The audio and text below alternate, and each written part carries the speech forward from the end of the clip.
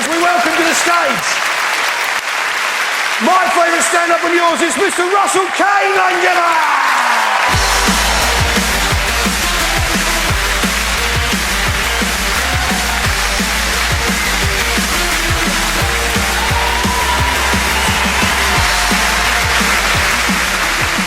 Good evening, Alistair. How you doing? You alright?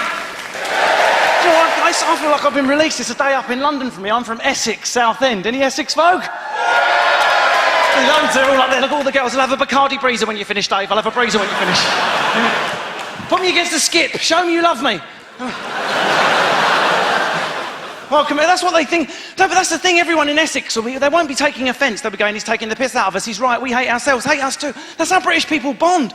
We bond on a negative. This is the only culture. I love watching you lot arrive. I don't know if you even saw me. I was milling out there. I wasn't backstage. I was observing you. How you all bond. Nearly everyone I bumped into, even if they're having a great night, had a little moan about something, right?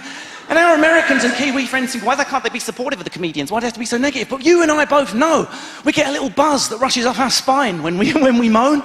We get pleasure from it. It actually makes us feel good. A little shot of serotonin goes up when he goes, it's a bit shit, isn't it? Ding! That felt great.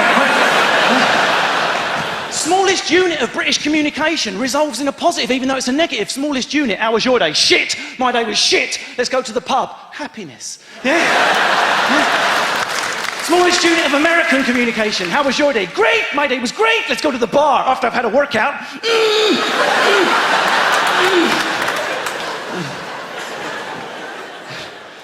The further you get down that archetypal British continuum, the more miserable the men are. I can see some of them in the room, the white, hard, right-wing, working-class dad. That's my dad. My dad's Cockney head is so severe he actually sprained it once when he was giving me a bollock. Why can't you just be racist? Why do you have to let the family down?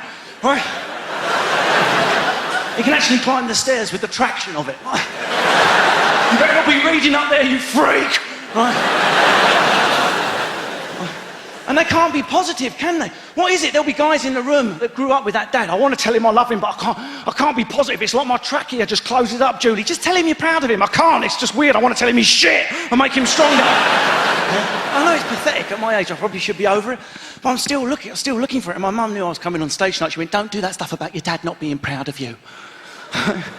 Because it's not true. He's very proud of you. In private. In private! What kind of an emotional retard goes into a private chamber to express their pride? I've got a degree. I wanted some feedback. Dad, I've got a degree. I've got a first-class honours in English. I'll be in the shed. I'll be in the shed. He's down there all twisted up. I want to tell him I love him, but I can't. What are you doing in there, Dad? Nothing. I'm practising my fighting. Leave me alone. You read Penguin Classics, you're probably gay. It's the same with how we mate as well. It's nice falling in love and being in a relationship, but British people find it incredibly hard. There'll be British people in this room who's in a relationship, loads of you. There'll be British people that are single, but there'll be hardly one British couple in the room that's on a date, a first date. Should we go out for a date? We don't date, do we? It's impossible. You know why? Because it involves presenting yourselves as perfect, sober, and going, do you want to meet me? I think you do, right? We want to present ourselves on that first day, warts and all, with all our flaws, not warts. Imagine that on the first day. You might want to get some liquid nitrogen on that big one. Either that or a hat. We don't go on dates like, I know the Kiwis are brilliant at it. They'll go for pizzas, they'll go for coffee, they'll meet each other. Not us.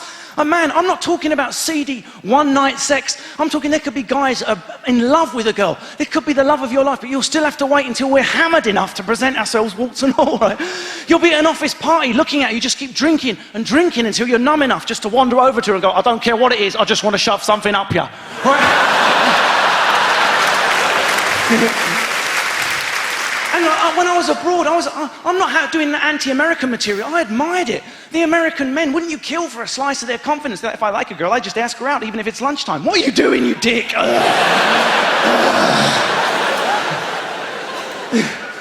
These guys, George and Hannah, I was doing something in New York. They'd known each other for 2 days. You know when you see a spark between a couple and it's all cute and everything? British people do nothing about it till we're Zambuca'd up and can get onto it, right?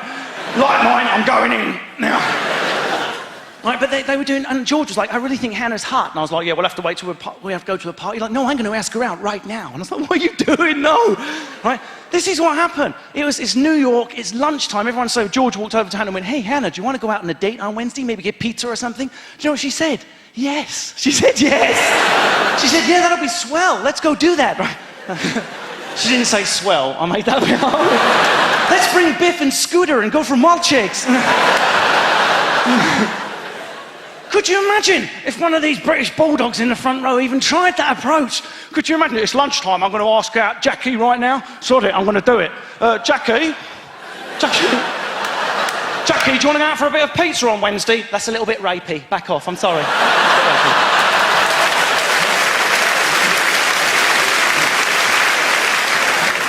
It's nice to see, isn't it a lovely mixed age range in here? Has anyone else noticed that? We've got like some people sort of 14 to 18 year old going, do some Harry Potter stuff. Some of the boys going, if you even mention Hermione, I'll break you in. Right? And then you've got some of the silver-haired men going, I don't laugh, I only come to comedy to watch other people laugh, to see how shallow they are. I've never laughed. You have to be careful. If I'm too horrible to old people, they're like, well, I've only got about a week to live. Wanker! They just heckle. Right?